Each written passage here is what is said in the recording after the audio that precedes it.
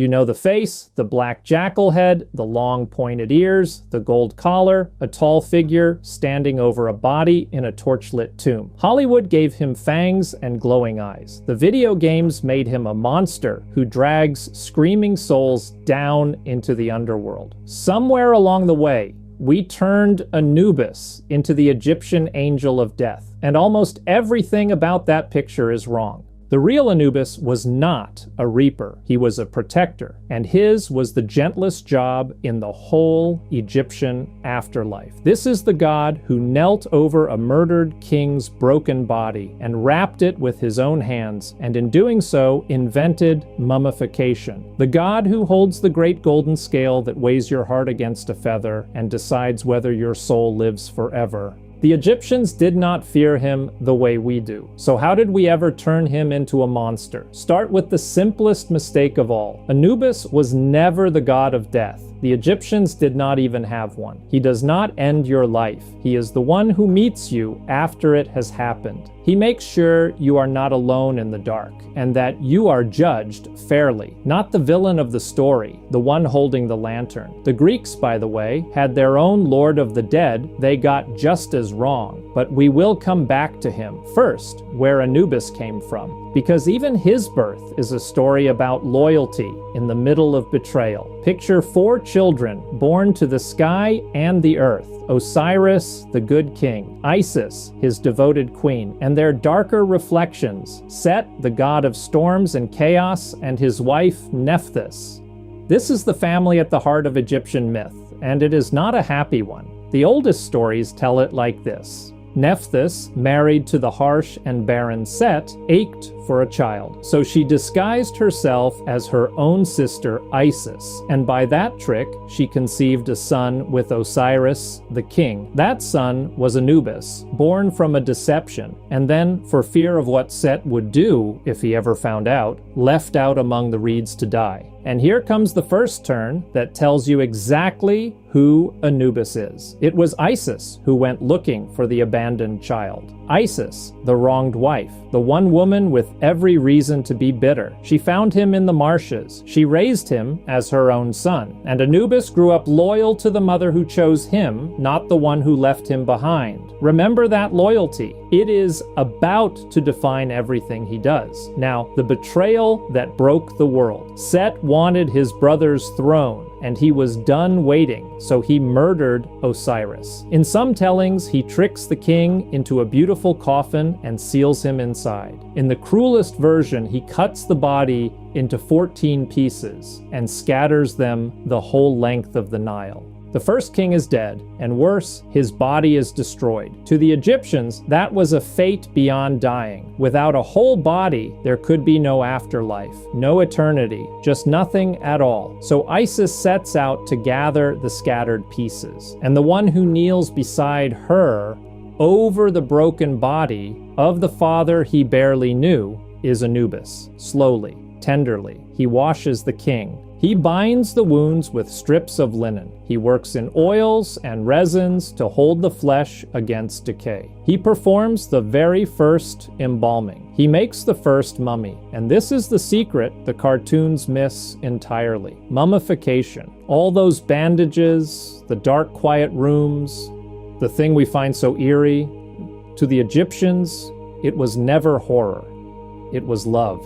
It was the careful, patient act that let someone you loved live forever. And the god who invented it did it as a grieving son, bent over his murdered father. That is why, for thousands of years, the priest who prepared the dead wore a jackal mask over his face. In that moment, he was not a man with a blade. He was Anubis, and the body before him was being saved, not destroyed. So why a jackal? Why give your gentlest god the head of a wild desert dog? Here is the part I love most. In ancient Egypt, jackals were the animals you saw slinking along the edges of the cemeteries at dusk. Scavengers, diggers. They were the threat to the graves. The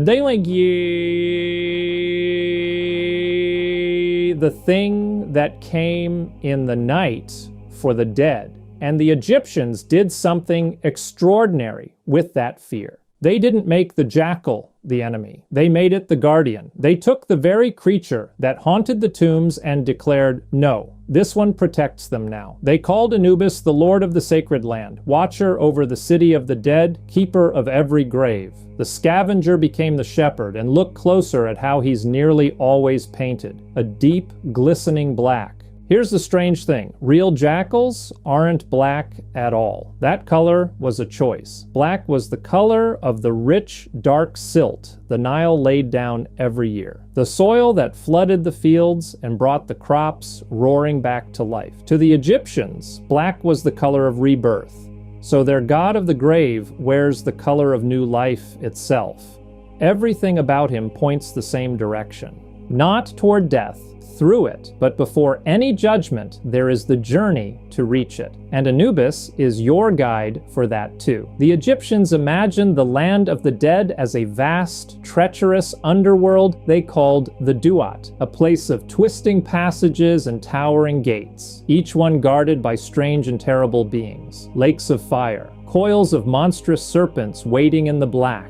A soul, newly dead and utterly alone, could wander there and be lost forever. So they decided you would not go in alone. Anubis takes your hand. He is what later peoples would call a guide of souls, the one who knows every turn of that road, because he has walked it 10,000 times. He leads you past the things that would devour you. He knows the names that open the gates. Try to feel it from the inside. You have just died. You are frightened, and it is dark, and you don't know the way. And a calm, steady figure with the head of a jackal simply turns to you and says, "This way," and walks beside you. That is who he was to them. Not the thing in the dark you should fear, the one who makes sure the dark never keeps you. Which brings us to the most important scene in the entire Egyptian afterlife, and the one we get most wrong of all. You have crossed the Duat. You arrive at last in a great hall lined with columns and watching gods. This is the Hall of Two Truths, and here your judgment begins.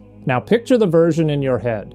The towering, fanged god looming over a trembling little soul, deciding whether to tear it apart. Let that picture go completely. Because what Anubis does in this hall is the opposite of cruelty. At its center stands a tall golden scale. On one pan, Anubis lays a single feather, the feather of Mayat, goddess of truth and balance, and on the other pan, he places your heart. The Egyptians believed the heart carried the whole record of a life. Every kindness, every lie, every cruelty you thought no one saw. And the test is simple and quietly beautiful. Was your life as light as truth itself? Watch what Anubis does. He steadies the scale with his own two hands. He leans in to read it true. He does not tip it. He does not cheat you, and he cannot be bribed. He is the one God in all of Egypt you can trust to be perfectly, mercilessly fair, because fairness is the whole reason he exists. If your heart balances against the feather, you pass on into eternity. And if it does not, if it hangs heavy with cruelty, then yes, something terrible is waiting. Crouched at the foot of the scale sits a creature with the jaws of a crocodile, the mane of a lion, the bulk of a hippo. Her name is Ammit, the devourer of the dead. She swallows the failed heart, and that soul is gone forever. But look carefully at who the monster in this scene really is. It is not Anubis. He is not the executioner. He is the judge who makes certain no one is condemned unjustly, who holds the scale level so the innocent are safe. We took the fair one and made him the frightening one. And we forgot he was the only reason the scale was ever honest. There is one last thing about Anubis that says everything. For the oldest stretch of Egyptian history, he was the great god of the dead, ruler of the whole afterlife, its highest power. And then the story of Osiris grew. The murdered king rose again and became the lord of the underworld, the god enthroned over eternity.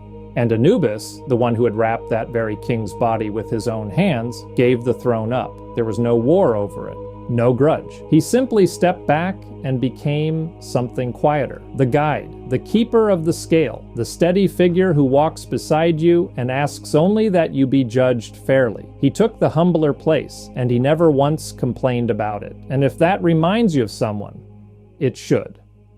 Across the sea, the The Greeks told the story of another lord of the dead they badly misjudged. A god who drew the underworld by lot, who kept every promise he ever made, and was feared only because of where he ruled. His name was Hades. I made a whole video on him, and it is the perfect companion to this one. I'll put it on the screen at the end. So why did we get him so completely wrong? Part of it is easy to explain. A jackal-headed god standing in a dark tomb over a linen-wrapped body is genuinely eerie to look at, and a movie always reaches for the easy scare. But I think it runs deeper than that. Anubis stands at the one threshold not one of us can avoid. He is the face at the end of the road, and it is far easier to make that face a monster than to sit with what the Egyptians actually believed, that the thing waiting in the dark might not be cruel at all, that it might be patient, careful, fair, a guardian who wraps you with the same tenderness a grieving son once used on his murdered father, and asks you only one quiet question. Was your heart light?